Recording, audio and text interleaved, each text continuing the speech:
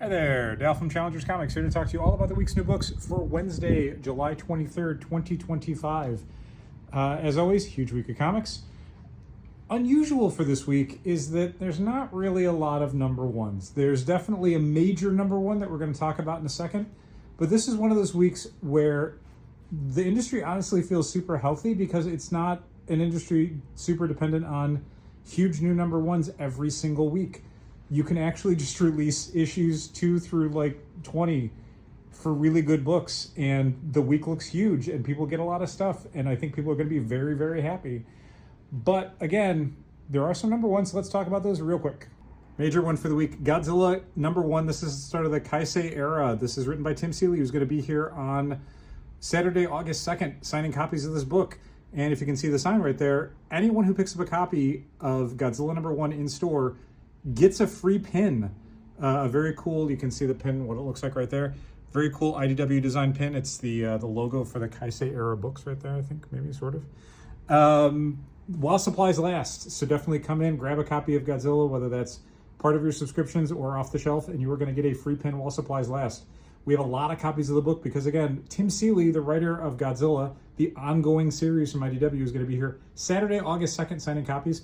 Look, we've even got some sketch covers. Maybe we can get him to do a little doodle of Godzilla for you. The other big new number one for the week is actually neither a new number one nor from this week. This is X-Men Age of Revelation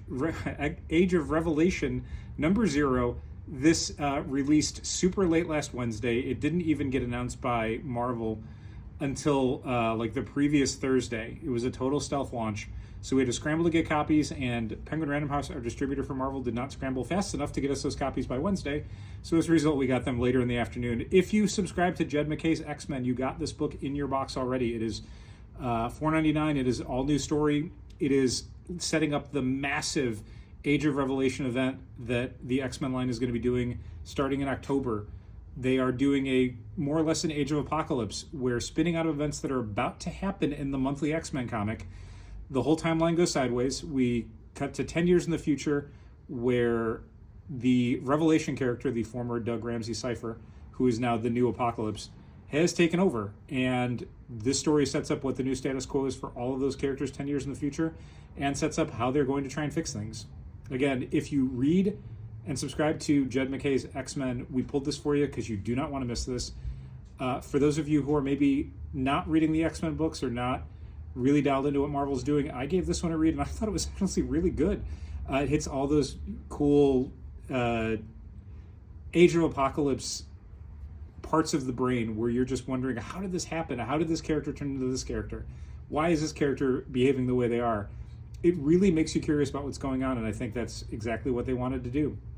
And that's pretty much it for the big new number ones for the week. So let's check in with the new issues of our biggest series, starting with Absolute Martian Manhunter, Absolute Wonder Woman, Batman Hatoosh, Exquisite Corpses, Jeff the Landshark, Justice League Unlimited, New History of the DC Universe, except for the Scott Koblish wraparound cover, which all of ours were shorted. So hopefully we'll be getting those for shelf copies and subscribers next week. Six Gun, Battle for the Six number one. I didn't call this one out because technically it's issue 2 of a 4-issue series, not issue 1 of a 3-issue series, because there was a 0 issue that you really need to read before you check this one out. Xander Cannon's Sleep, Amazing Spider-Man, Storm, Superman in both a regular and a foil cover. This is the second of 2 Dan Mora drawn DC Comics this week alone. This is a huge issue. It's really excellent. The Wolverine and Uncanny X-Men. Also got some graphic novels for the week, but I don't think they're necessarily worth calling out. There's definitely some good stuff in there. Godzilla Monster Piece Theater, finally in a collected format. Bunch of manga, ton of kids books. A very large Superman City of Tomorrow compendium.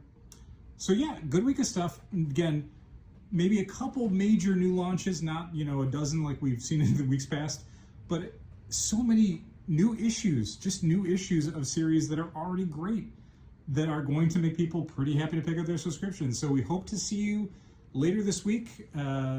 Thanks for watching. Keep reading comics.